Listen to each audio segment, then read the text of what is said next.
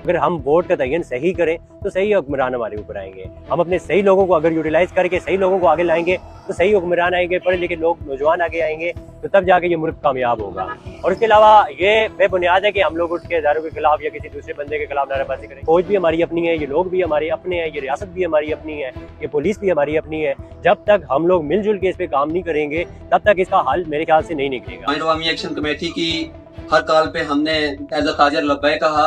इससे पहले इनकी जितनी कॉलें हुई हैं हमने अपने कारोबार बंद रखे, और इस सब अभी पहली कॉलों की तरह हमने अपना कारोबार बंद रखा, क्योंकि ये बेसिक राइट्स के ऊपर ये बात चली थी सारी, बिजली, आड़े, पानी और इन मामलों पे। जो अभी मौजूदा सूरत हाल है, जो रबलापुर के अंदर इन्होंने पाकिस्तान मुखालिफ बयानबाजी की और पाकिस्तान मुखालिफ इन्होंने बयान दिए, अब हम इसकी शदीद मजम्मत करते हैं और इस टोले से जो पाकिस्तान मुखालिफ 1% भी अपने दिल में कोई रखता है उसे तलखी का ऐलान करते हैं। मैं तो कहता हूँ ये बिल्कुल इधर इमरजेंसी नाफज हो जाए, ये फौज के अंडर आ जाए। चलें, ये कि इस जो रियासत में अमन और इंसाफ तो कायम होगा, कम अज़ कम हमें इतना यकीन है। क्योंकि फौज का देखें, फौज जब भी काम करती है वो एक डिसिप्लिन है फौज का।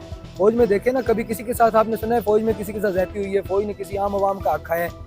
तो मैं तो कहता हूँ कि अगर जिस तरह के ये हालात हैं, अगर तो देखें ये बेहतर कर सकते हैं तो ठीक है, नहीं तो मैं कहता हूँ इधर इमरजेंसी नाफज होनी चाहिए और इधर बिल्कुल फौज ये सारा कुछ संभाल ले। कम अज़ कम इंसाफ कायम हो, गरीब बंदे को उसका राशन, उसके बच्चों का रोजगार, तालीम। इस वक्त देखें तालीम की क्या सूरत हाल है, हॉस्पिटल्स में जाओ, सेहत का क्या मरमियार है इधर। और हम तो मैं आपको सच्ची बात कह रहा हूँ कि हम तो बिल्कुल इस सिस्टम से तंग आए हुए हैं। क्या इनके जो जत्थेबाज हैं इनसे, और इसी तरह हम अपने पॉलिटिशियन से, और ये जत्थेबाज हैं, मेरा इनसे एक ही सवाल है। मैं कहता हूँ कि यार कि आप अगर इस सिस्टम को बदलना चाहते हैं, ये वो, तो आप यही अवाम से मेरा सवाल है, जो अवाम इनको सपोर्ट कर रही है, ये मुझे ये बताए कि ये जो जितने भी हमारे मिनिस्टर्स हैं जो आज आपको बुरे लग रहे हैं, आया ये इनको मैंडेट किसने दिया है? मुझे बताएं ना, इनको वोट किसने डाल के इस जगह पहुंचाया है?